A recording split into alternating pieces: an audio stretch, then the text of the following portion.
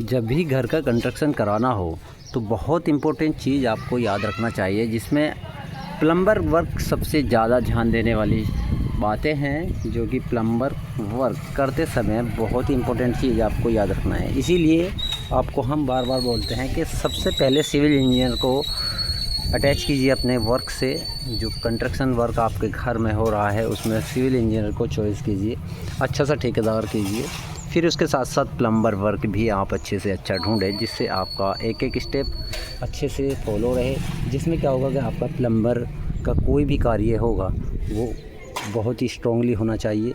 सबसे ज़्यादा जो समस्या आती है क्या आती है कि प्लम्बर वर्क में अगर कोई लीकेज वगैरह रह जाता है तो उससे क्या होता है कि आपका मकान के अंदर जो सील आना होता है वो सील आने के कारण से आपकी प्लास्टर, टाइल्स सब कुछ ख़राब होने के चांसेस बढ़ जाते हैं। जैसे कि अगर आप ध्यान दें, यहाँ पर देखिए ये कॉलम है, कॉलम के जस्ट बगल में यहाँ पर आप पाइप देख रहे हैं। ये पाइप क्यों लगाया गया है?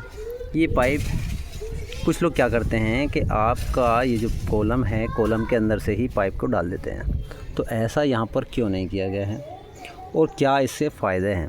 इस वीडियो में एंड तक रहिए, पूरा जानिए, क्योंकि ये वीडियो आपके काम आ सकती है।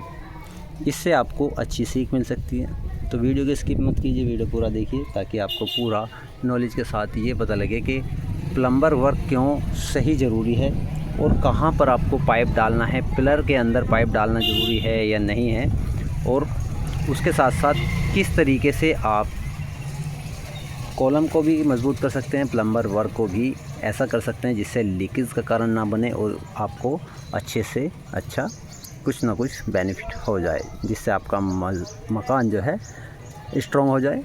ऐसा आपको देखना है। तो इस वीडियो में एंड तक रहिए, पूरा देखिए ताकि आपको पूरी नॉलेज के साथ हम बता सकें। तो यहाँ पर जो कॉलम भरा गया है वो इस टाइप का क्यों भरा गया है?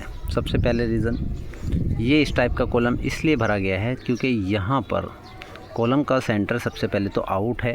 देखिए यहाँ पर देख सकते हैं ये कितना आउट कॉलम है। यहाँ पर सरिये को बैंड दिया गया है और सरिये को बैंड दे के इसको सीधा किया गया है। तो सबसे पहले स्ट्रक्चरल इंजीनियर का जो काम होता है वो यही होता है। अगर स्ट्रक्चरल इंजीनियर यानी सिविल इंजीनियर आपके पास होता है तो इस तरीके की गलती आपको देखने को नहीं मिलेगी। दूसरा ये कि आपको ये पिलर अगर इस तरीके का भरना है तो इसमें आपको ध्यान देना है कि किस तरीके से आपको इसको मजबूत स्ट्रॉन्ग करना है। अगर इस टाइप का पिलर आपको बनना है तो सबसे पहले आपको यहाँ पर जो जॉइंट देख रहे हैं इनको वेल्ड करा लेना है। इनको वेल्ड कराने से आपका एक एक सरिया जो है वो जॉइंट अच्छे से हो जाएगा।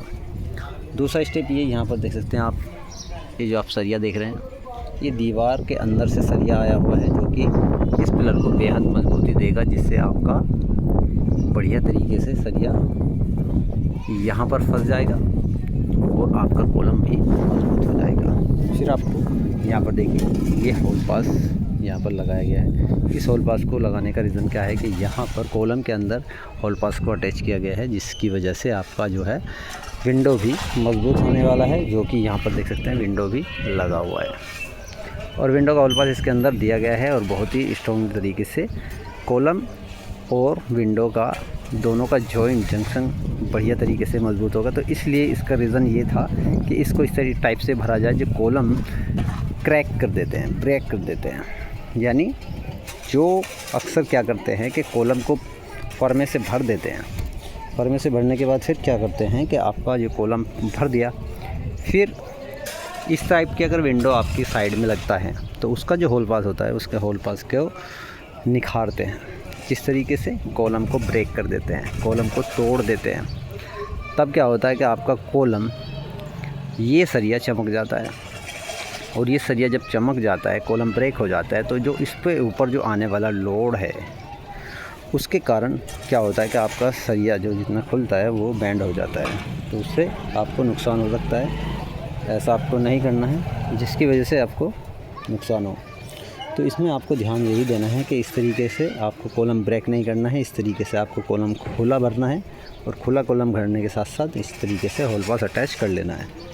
फिर आपको क्या करना है कि प्लम्बिंग वर्क में आपको ध्यान देना है, पाइप को कभी भी इसके अंदर नहीं देना है, जिससे आपका पाइप ख़राब हो। और पाइप ख़राब होने के चांसेस कब होते हैं, अगर कमज़ोर पाइप होगा तो आपका जैसे पाइप इसके अंदर जाएगा तो प्रेशर से वो ऐसे भींचेगा और पाइप फट जाएगा और फिर आपका मकान के अंदर सीलन बढ़ती चली जाएगी। तो आपको क्या करना है, पिलर के बराबर में इस तरीके का खांचा बना लेना है। जिस तरीके से यहाँ आप देख रहे हैं, इस तरीके से खांचा बनाने से क्या होगा कि आपका पाइप एक तो स्ट्रॉन्ग हो जाएगा, इसके अंदर घुस जाएगा। जब इसके अंदर घुस जाएगा, पाइप आपको मज़बूत वाला लाना है जो कि प्रेशर से इस तरीके से ना भिसे और ना फटे। अगर पाइप कमज़ोर आ जाता है तो क्या होता है कि आपका पाइप प्रेशर बारिश के पानी से जो होता है वो पाइप को भींच देता है और पाइप फटने के चांसेस बढ़ जाते हैं। तो पाइप एक तो अच्छा लेना है प्लम्बर से, ये आपको रिक्वायरमेंट रखना है प्लम्बर को, इसलिए ही आपको बुलाना है। फिर आपको क्या करना है कि पाइप मिस्त्री जो होता है, जो चिनाई मिस्त्री होता है, उससे इस तरीके का ये गैप बनवाए ताकि इसके अंदर पाइप अच्छे से जा सके। उससे क्या होगा कि आपका पाइप स्ट्रॉन्ग रहेगा। क्यों स्ट्रॉन्ग रहेगा, क्योंकि ये पाइप इस तरीके से अंदर घुस जाएगा और यहाँ बाहर की तरफ प्लास्टर मुर्गा जाली लगाकर प्लास्टर हो जाएगा। तो यहाँ पर ये कवर होने के चांसेस हो जाते हैं। तो उससे क्या होगा कि आपका ये पाइप बिल्कुल स्ट्रॉन्ग हो जाएगा, ये बाहर की तरफ नहीं रहेगा, ना ही ये फटेगा। तो आपका पानी डायरेक्टली आपके नीचे वाले पाइप में घुस जाएगा। यहाँ पर आप एल्बो भी लगा सकते हैं अगर आपका लिंटर पर फर्श वगैरह उठ रहा है, तो उससे आपको ये देख लेना है कि कितना उठाना है, तो वहाँ एल्बो भी लगा सकते हैं।